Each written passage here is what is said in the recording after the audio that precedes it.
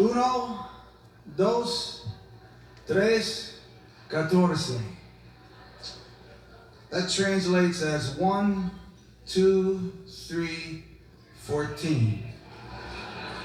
That is the correct math for a rock and roll band. For in art and love and rock and roll, the whole had better equal much more than the sum of its parts, or else you're just rubbing two sticks together in search of a fire.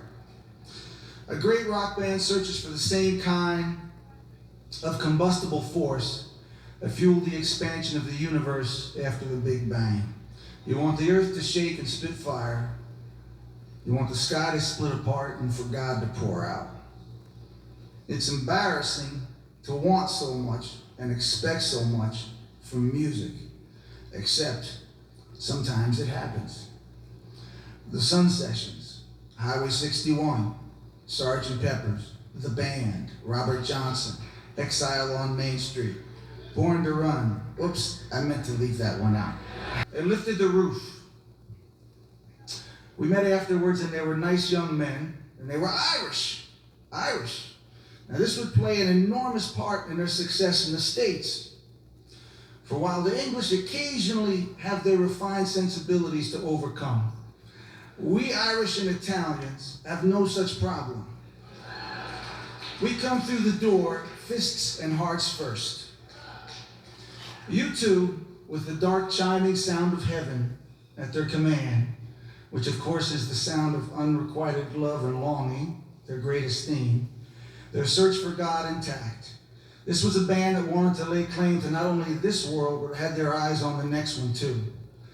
Now they're a real band. Each member plays a vital part. And I believe they actually practice some form of democracy, toxic poison in a band setting.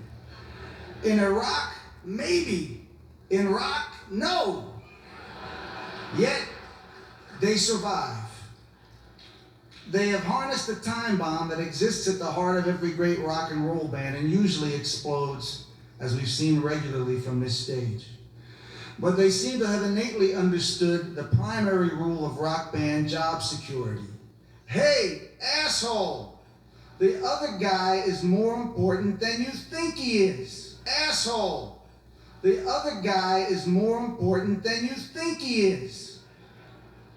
They are both a step forward and direct descendants of the great bands who believed rock music could shake things up in the world, who dared to have faith in their audience, and who believed if they played their best, it would bring out the best in you.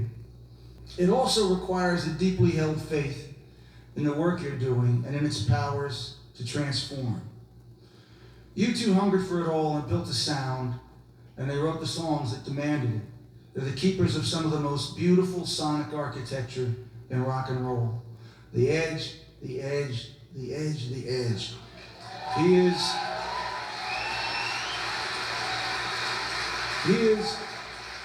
a rare and true guitar original and one of the subtlest guitar heroes of all time.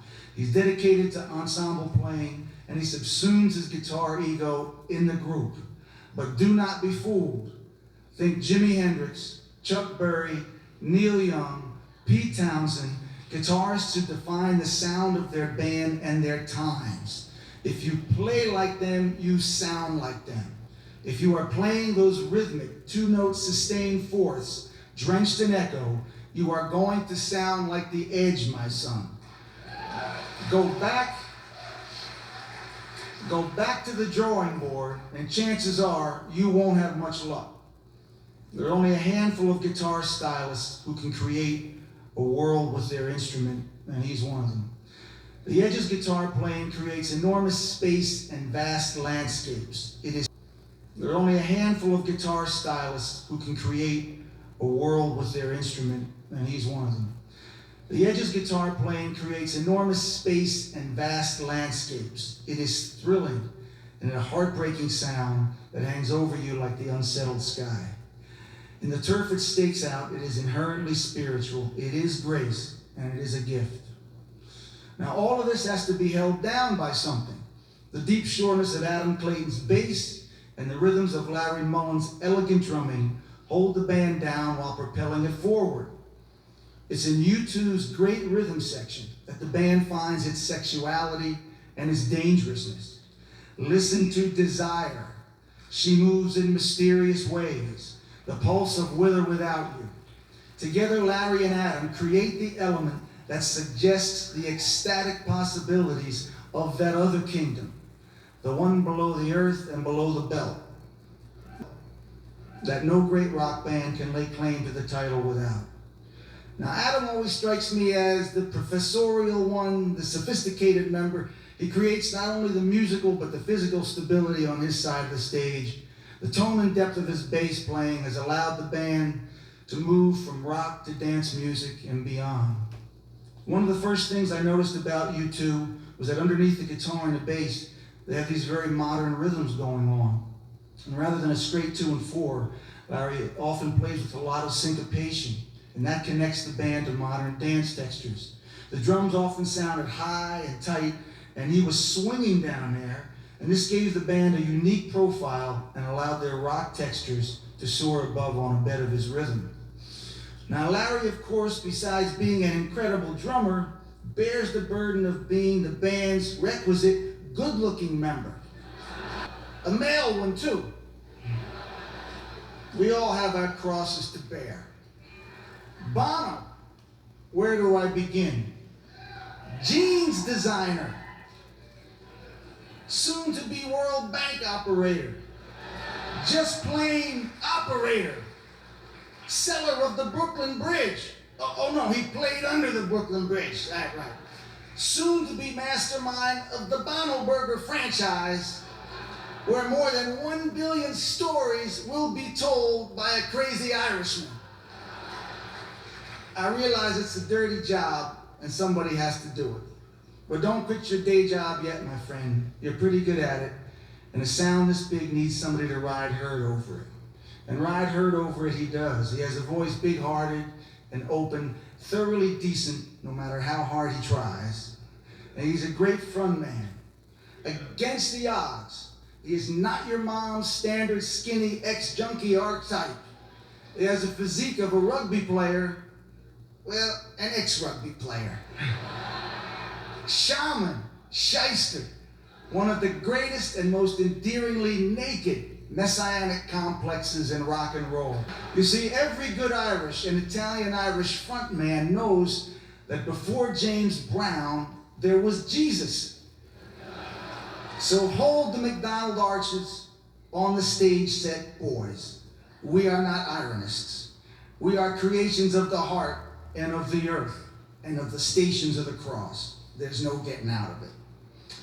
He is gifted with an operatic voice and a beautiful falsetto, rare among strong rock singers. But most important, his is a voice shot through with self-doubt. That's what makes that big sound work. It is this element of Bono's talent, along with his beautiful lyric writing, that gives the often celestial music of U2 its fragility and its realness. It is the questioning, the constant questioning in Bono's voice, where the band stakes its claim to its humanity and declares its commonality with us. He's one of the great frontmen of the past 20 years. He's also one of the only musicians who brought his personal faith and the ideals of his band into the real world in a way that remains true to rock's earliest implications of freedom and connection and the possibility of something better. Now, the band's beautiful songwriting, Pride in the Name of Love, Sunday Bloody Sunday, I still haven't found what I'm looking for. One, Where the Streets Have No Name, Beautiful Day, remind us of the stakes that the band always plays for. That's an incredible songbook. In their music, you hear the spirituality as home and as quest. In their music, you hear the spirituality as home and as quest. How do you find God unless he's in your heart, in your desire, in your feet? I believe this is a big part of what's kept their band together all of these years. See, bands get formed by accident, but they don't survive by accident. It takes will, intent, a sense of shared purpose, and a tolerance for your friends' fallibilities, and they of yours. And that only evens the odds. U2's not only even the odds, but they've beaten them by continuing to do their finest work and remaining at the top of their game in the charts for 25 years. I feel a great affinity for these guys as people as well as musicians. Well, there I was, sitting on the couch TV. I was doing one of my favorite things. I was tallying up all the money I passed up in endorsements over the years and thinking of all the fun I could have had with it. Suddenly I hear 1, 2, 3, 14. I look up, but instead of the silhouettes of the hippie wannabes bouncing around in the iPod commercial, I see my boys. Oh my God, they've sold out. Now, what I know about the iPod is this. It is a device that plays music.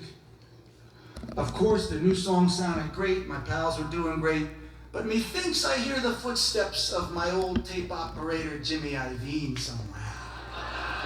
Wily, smart. Now, personally, I live an insanely expensive lifestyle that my wife barely tolerates. I burn money, and that calls for huge amounts of cash flow.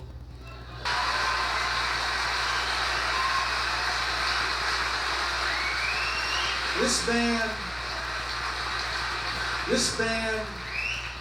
band has carried their faith in the great inspirational and resurrective power of rock and roll with them. They've never faltered, only a little bit. They believed in themselves, but more importantly, they believed in you too. Thank you, Bono, Edge, Adam, and Larry. Please welcome U2 to the Rock Hall of Fame.